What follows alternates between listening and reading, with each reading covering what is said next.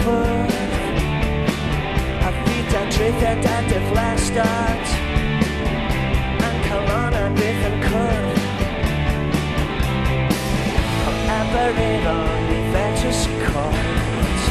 y sŵn gorau y glywes gyda'r goleuni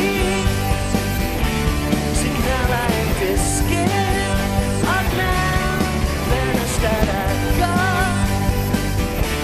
a fys yn dyfeio e fewn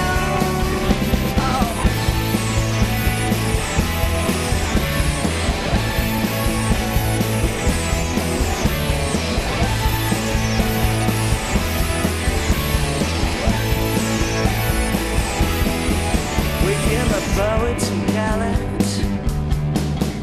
ac mae'r llwybr yn hir ond pan mae'r amledd yn cywir ac mae'r donfedd yn clir dyddiau heb ddiwedd